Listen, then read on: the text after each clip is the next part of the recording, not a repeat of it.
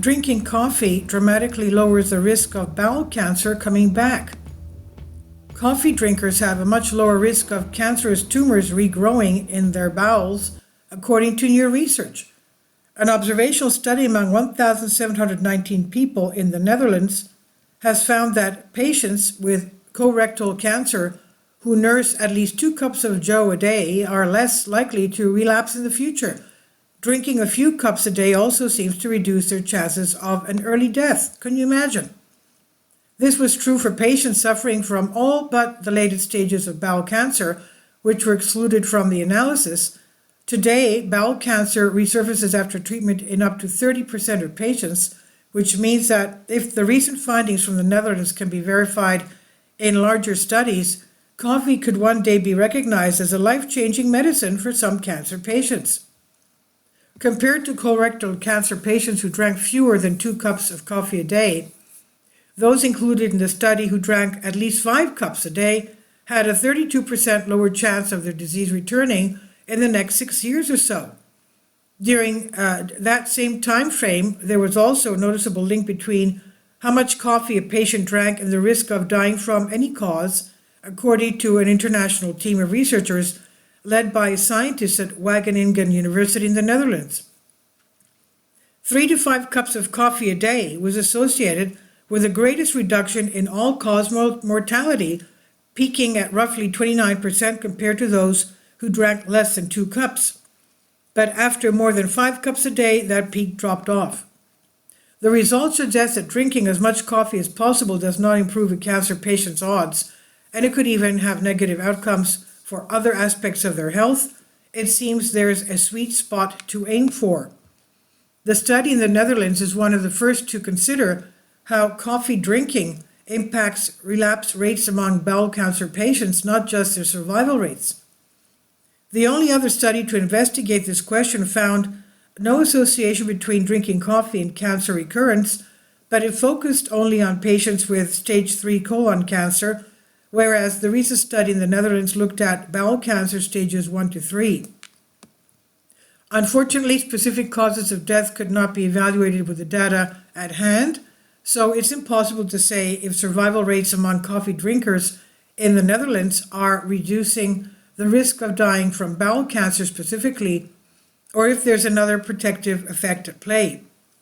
Some studies have, for instance, linked coffee's potent antioxidant properties to improving cardiovascular outcomes. Other research suggests the drink could protect against some types of skin cancer, liver cancer, womb cancer, prostate cancer, or even oral cancer. The mechanisms that underlie the potential benefits of coffee consumption on colorectal cancer recurrence are yet to be fully elucidated, write epidemiologist Abisola Oileri and colleagues.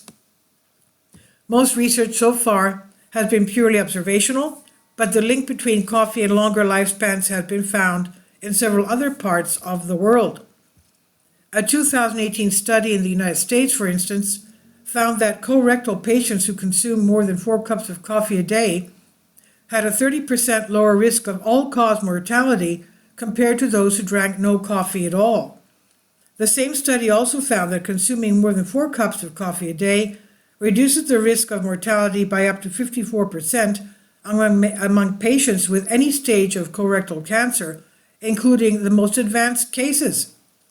Our finding on all-cause mortality was similar, wrote Oileri and colleagues, regardless of the potential differences in the coffee preparation and serving techniques. A standard cup of coffee in the Netherlands, for instance, is about half the size of what you'd find in the US. Perhaps coffee has this powerful therapeutic effect because it activates metabolic pathways that reduce oxidative stress, or maybe it alters the microbiome of the gut to somehow prevent cancer proliferation in the intestines, and boosting the powers of the liver could be another way that coffee improves the body's fight against cancer.